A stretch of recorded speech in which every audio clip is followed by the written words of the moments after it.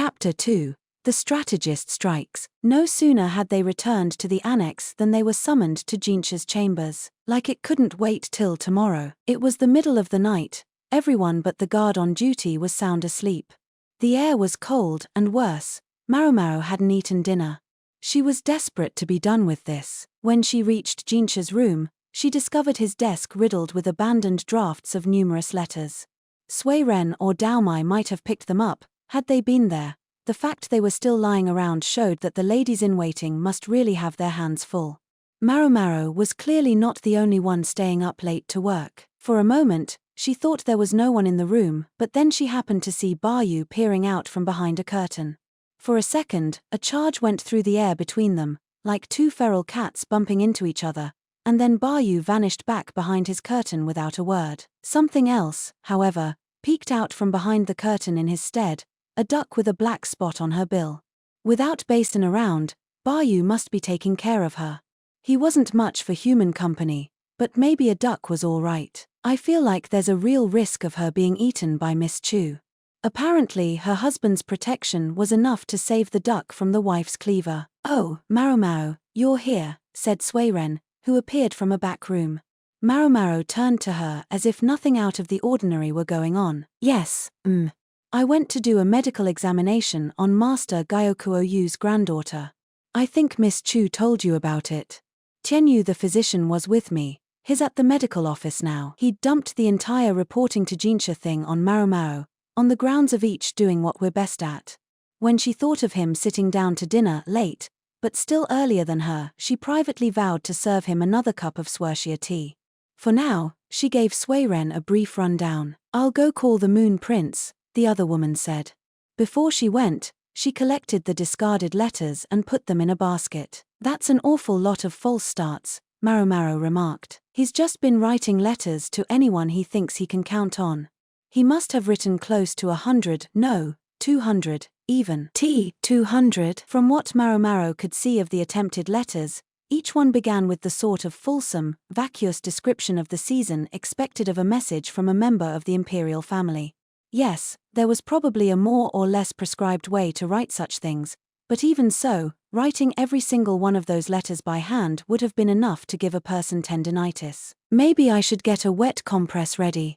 Unfortunately, she'd come armed only with her usual bandages and balm. Judging by the number of drafts lying around, Jinshi must have been corresponding not only with the most prominent bureaucrats, but the regional rulers as well. It's great that he's actually doing his job and all, but won't begging everyone in sight for help sort of take away from his gravitas? Maomao's question provoked a sigh from Sui Ren. She seemed to agree that those who lived above the clouds shouldn't be quite so quick to send letters to those who lived below them. "Do you suppose that's the sort of thing that would bother the Moon Prince?" No, I don't." This was a man who had spent 6 years pretending to be a eunuch, a position that had given him a thorough familiarity with the slings and arrows of public opinion.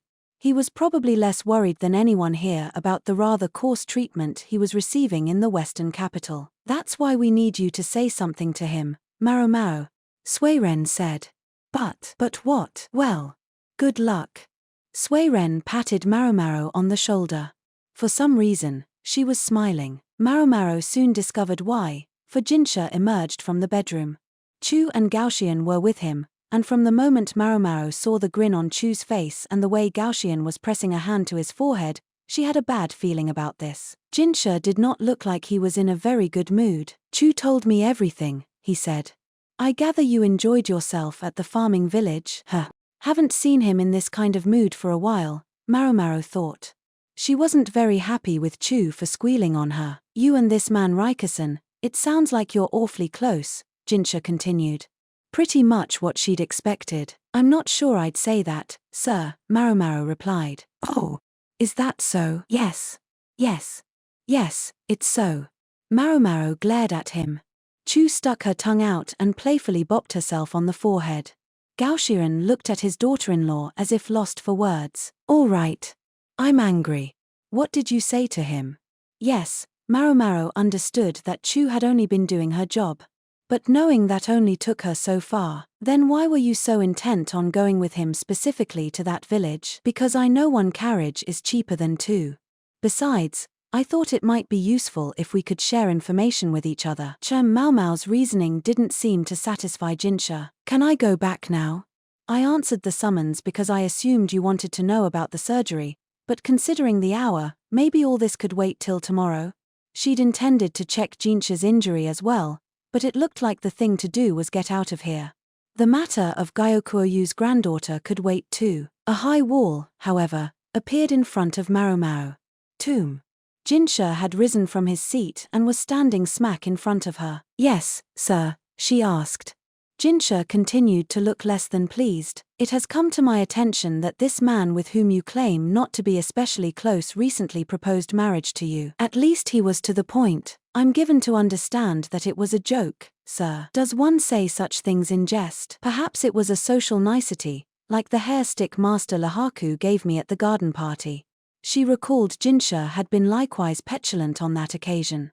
Maomao, for her part, had faith that there would be no problem if she was upfront and honest. Jinshi fell silent. He looked like he very much wanted to say something, but despite all appearances to the contrary, he was a busy man with much to do. In a bid to change the subject, Maomao decided to make the report she had come here expecting to make. The surgery on Master Gyokuoyu's granddaughter was a success. However, I'd like to continue doing periodic exams to check the progress of her recovery. I assume that will be all right? Ah, yes. I've already been in touch with Sir Gyokuoyu. He tells me you may do as you see fit. I see, sir. Didn't grandfathers usually dote on their granddaughters? Gyokuoyu's answer seemed so disinterested. Perhaps it only sounded that way because she was hearing it through Jinshi. So he hates foreign blood, does he? Maomao thought, recalling what Gyokuoyu's daughter had told her. And what was the trouble with the patient? Jinshi asked, sitting in a chair. Maomao let out a deep mental breath and resolved to avoid the subject of Rikusen in the future if at all possible. It was an intestinal blockage. A foreign object stuck in her innards, which we removed in a surgical procedure. The actual surgery was handled by Tianyu, that new physician. I served as his assistant. Ho! Here I would have guessed you would be champing at the bit to do it yourself. I would have been willing. It was, after all, a rare opportunity to gain surgical experience with a relatively safe procedure, and Maomao was as eager as anyone to take advantage of it. However, the simple fact is that Tianyu far outstrips me in surgical skill. There's a surprise. Jinshi almost looked a little disappointed, as if he wished Maomao had performed the surgery. The last thing I want is anyone complaining about my surgical treatment. Maybe it was too late with Jinshi. He knew about Maomao's extensive, personal experience with poisons, and was also aware that she had once lopped off a man's arm in the name of saving his life. So what was this blockage? Jinshi asked. Trust me, sir, you'd rather not know. Tell me it wasn't grasshoppers. Maomao saw him blanch a little. She shook her head. No, it wasn't. The blockage was a lump of fruit and hair. Hair?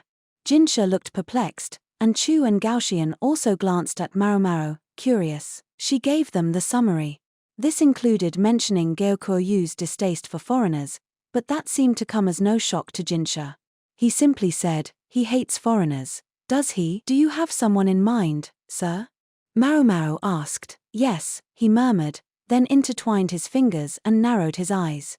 Are you aware of the relationship between Empress Gyokuyu and Sir Gyokuoyu? Vaguely. Some time ago, there had been a commotion when the Empress had lost a hair stick.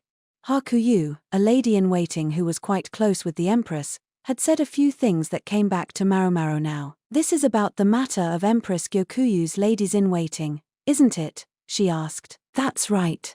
When I was in the central region, the Empress seemed to get along perfectly well with her brother. Only seemed to, sir? Maomao gave him a puzzled look. I mean, I assumed, because during her time in the rear palace, she often got letters from her brother.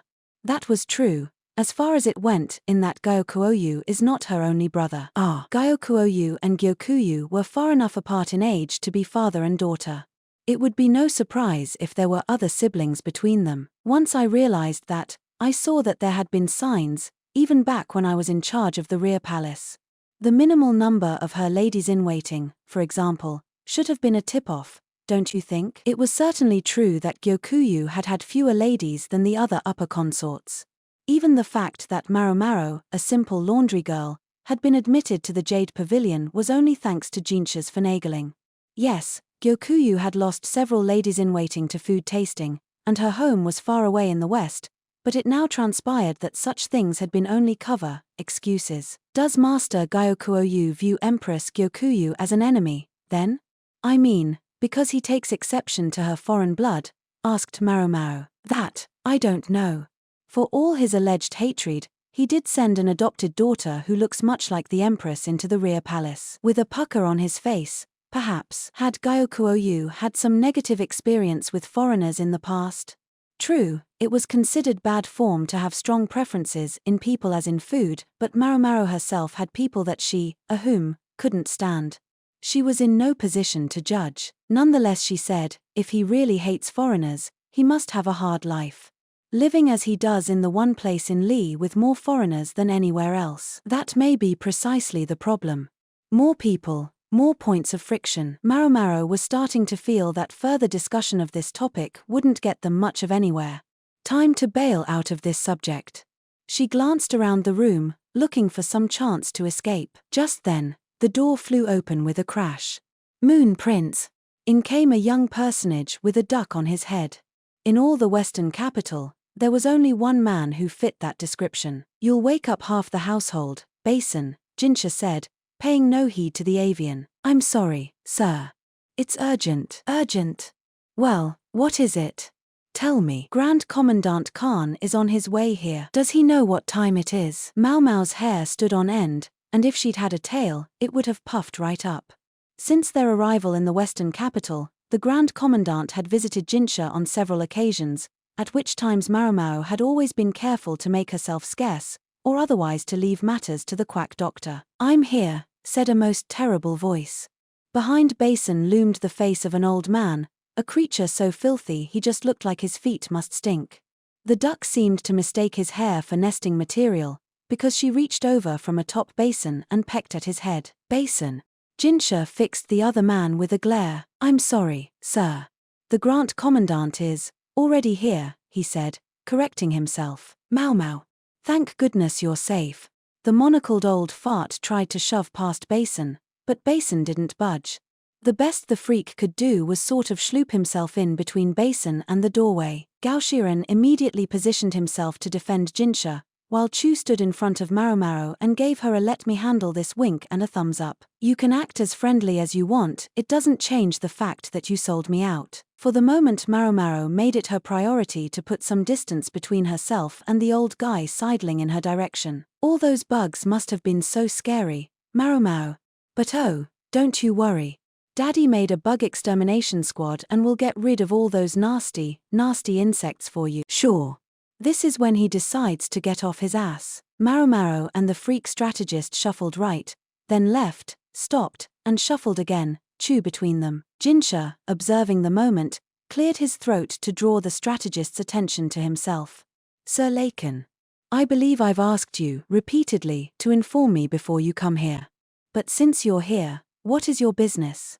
A blue vein bulged on Jinshi's forehead. He knew the answer to his question all too well. For just a second, the strategist deemed to look at him. Heavens! I don't need a reason to come visit my beloved daughter. I went to see her this evening and found she was out, so I just tried somewhere else. He gave them a sort of mischievous leer. Maomao felt bad to take the opportunity from Basin, who was holding his temper in check quite well, but she wondered if she might be allowed to give the strategist a good kick. He returned his gaze to Maomao and grinned again, but then his face grew serious. That was my main motivation for coming, anyway. But there is one more little thing. I'd like you to take the sage in. The sage? He's here. Jinshi asked, disbelieving. I think I recognize that name. As Maomao recalled, it was the man who had been watching Jinshi's game against the freak strategist in the Go tournament. The Emperor's personal instructor in the game. No, not him. Maybe I should call him the Western Sage. He's a prodigy in shogi, not Go. Shogi, the freak strategist, was a brilliant player of both games, but he was said to be even more dominant in shogi than in Go. And yet here was someone he referred to as a sage of the game. He lost his home in the insect plague, you see. So he turned to me, an old friend. Old friend, huh? Maomao had heard that the strategist had spent some time in the provinces in his younger days. It wasn't beyond the realm of possibility that he had visited these distant western reaches. I see.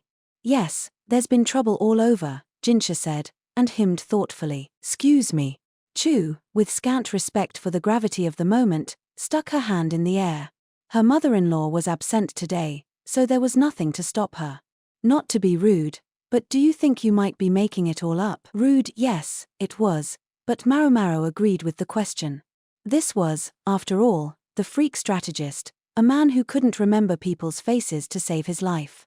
If someone came along impersonating an old acquaintance, how would he know the difference? I doubt it. There aren't that many gold generals running around, although I do want to try to be certain. A gold general. Luo Men had told Maomao that the strategist often spoke of people in terms of shogi pieces, but the average listener would probably have no idea what he was talking about. So perhaps we could have a game of shogi here, just to be sure, the strategist suggested. His idea was met with a moment of silence. Maomao wasn't sure how it followed that there should be a game here and now, but the aide trailing behind the Grand Commandant was carrying a splendid shogi board. The strategist himself evidently considered the game a foregone conclusion. I reiterate. Do you know what time it is? Jinshi said. Oh, please. If he's the real thing, you might gain some useful information yourself, Moon Prince. The freak gave Jinshi one of his unctuous smiles. Jinshi glanced at Maomao. She tried to respond with a don't do it gesture, but from the moment the strategist had found her, there had been no escape. Better to let him waste his time playing his game, then, and anyway, she wondered at his ominous remark. All right. I'll provide a place for you to play shogi. However, the game will wait until tomorrow. That's very kind of you, thank you indeed, the strategist said. It was hard to tell whether he was genuinely grateful or not.